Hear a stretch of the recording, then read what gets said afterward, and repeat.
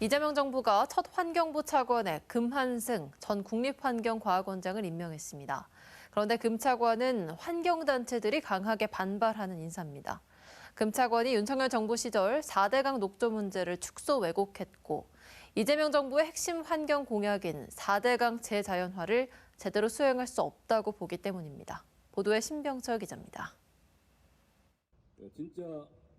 전국 환경단체 대표들이 금한승 환경부 차관 임명에 반대하기 위해 한자리에 모였습니다. 이들은 금 차관이 윤석열 정권의 입맛에 맞춰 녹조의 심각성을 축소 왜곡한 장본인으로 보고 있습니다. 국정기획위에 안 가고 환경부에 온 이유가 있습니다.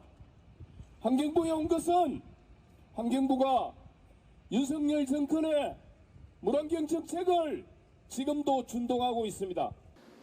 환경단체들은 금 차관이 2023년 국립환경과학원장에 임명된 뒤 녹조 문제의 심각성을 축소했다고 주장합니다.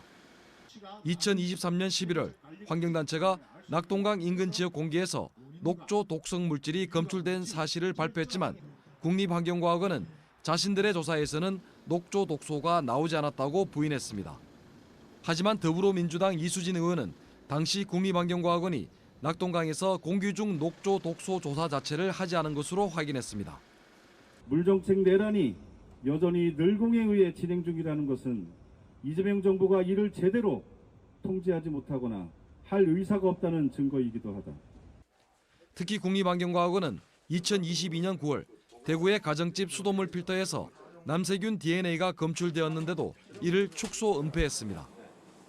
남세균 독소는 1996년 브라질에서 이 독소에 노출된 환자 49명이 숨지는 등 치명적인 병을 유발합니다.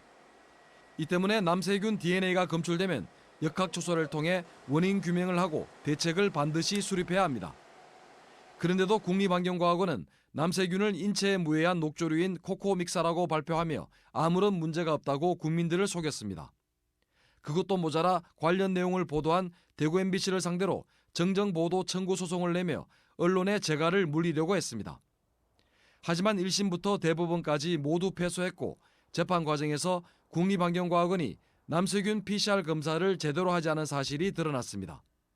녹조의 진실에 대해서 국립환경과학원 같으면 과학적으로 접근을 해야 되는데 정치적 선택을 해서 정책을 이행하고 그다음에 소송까지 했다는 것은 이재명 정부는 지난달 26일 금 차관을 임명하면서 환경부에서 30년간 근무하며 환경정책 전반에 대한 경험과 전문성을 쌓았다고 평가했습니다.